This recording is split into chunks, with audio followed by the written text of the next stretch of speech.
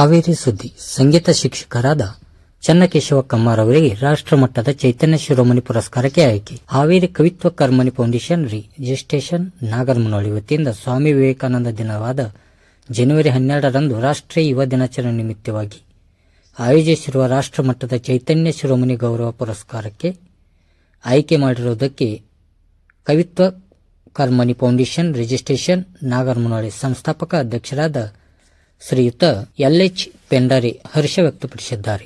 ಹಾವೇರಿ ಜಿಲ್ಲೆಯ ರಟ್ಟಿಹಳ್ಳಿ ತಾಲೂಕಿನ ಹುಲ್ಲತ್ತಿ ಗ್ರಾಮದ ಸಂಗೀತ ಶಿಕ್ಷಕರಾದ ಚನ್ನಕೇಶವ ಕಮ್ಮಾರ್ ಸಂಗೀತ ಕ್ಷೇತ್ರದಲ್ಲಿ ಇಲ್ಲಿವರೆಗೆ ಇವರು ಸಾಕಷ್ಟು ಸೇವೆ ಹಾಗೂ ಸಾಧನೆ ಮಾಡಿದ್ದಾರೆ. ಅದು ಅಲ್ಲದೆ ಸಾಮಾಜಿಕ ಕಳಕಳಿಯ ಹೊಂದಿರುವ ಅವರು ಕನ್ನಡ ನೆಲ ಜಲ ರಕ್ಷಣೆಗೆ ಕೈ ಜೋಡಿಸಿದ್ದಾರೆ. ಅವರು ಈ ಸಾಧನೆ ಗುರುತಿಸಿ ಅಂತಾರಾಷ್ಟ್ರೀಯ ಮಟ್ಟದ ಚೈತನ್ಯ ಶಿರೋಮಣಿ ಪುರಸ್ಕಾರ ನೀಡುತ್ತಿರುವುದು ಶ್ಲಾಘನೀಯ ಎಂದು ಅವರು ತಿಳಿಸಿದ್ದರು. ಇರೋ ರಿಪೋರ್ಟ್ ಅಮರೇನ್ ಕಾಂಬ್ಳೆ, ಅಮರವಾಹಿನಿ ಕನ್ನಡ ನ್ಯೂಸ್, ಹಾವೇರಿ.